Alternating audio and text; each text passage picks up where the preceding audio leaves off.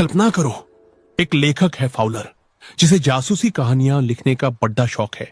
उसने सोचा था कि जासूस मतलब जेम्स बॉन्ड जैसा लंबा फिट सूट बूट पहना हुआ और हाथ में पिस्तौल ली। पर जब वह ओसेबल से मिला तो उसका दिल टूट गया।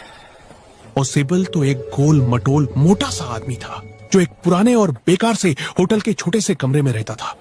फॉलर को लगा, अरे यार, ये कैसा जासूस है, ये तो किसी हलवाई जैसा लग रहा है। जैसे ही दोनों कमरे के अंदर गए और लाइट जलाई, उनके सामने मौत खड़ी हुई थी।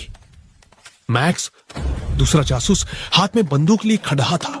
वो कोई मामूली चोर नहीं था, वो देश की मिसाइलों से जुद्धी एक बेहद जरूरी फाइल छीनने आया था। फाउलर तो डर के मारे कांपने लगा, लेकिन ओसेबल, वह तो ऐसे शांत था जैसे उसके कमरे में कोई मेहमान आ गया हो।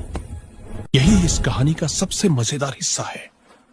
ओसेबल को पता था कि वह मैक्स से लड़ डेच कर नहीं जीत सकता, क्योंकि मैक्स के पास बंदूक थी। इसलिए उसने कहानियां बनाना शुरू किया।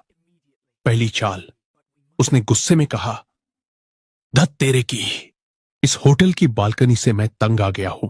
पिछले हफ्ते भी कोई घुस आया था। उसने इतनी सफाई से यह झूठ बोला कि मैक्स को लगा सच में खिड़की के बाहर कोई बालकनी है। दूसरी चाल, तभी दरवाजे पर खटखट हुई। ओसेबल ने मुस्कुराकर कहा, लो, पुलिस आ गई, मैंने ही उन्हें सुरक्षा के लिए बुलाया था।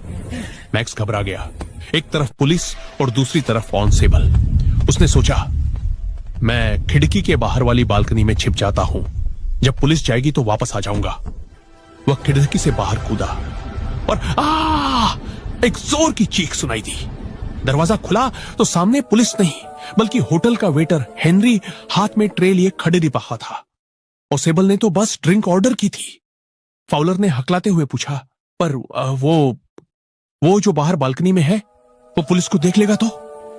ओसेबल ने शांति से अपनी ड्रिंक ली और कहा, दोस्त, बाहर कोई बालकनी थी नहीं, वो सीधा छठी मंजिल से नीचे जमीन पर गिरा है। इस कहानी से हमें क्या समझ आया? दिखावे पर मत जाओ। ओसेबल भले ही मोटा और सुस्त दिखता था, पर उसका दिमाग बिजली से भी तेज था। अगर ओसेबल डर जाता तो मैक्स उसे गोली मार देता, पर उसने शांति से काम लिया। दिमाग ही असली हथियार है। कभी कभी जो काम बंदूक नहीं कर पाती, वो एक छोटा सा सफेद झूठ कर देता है।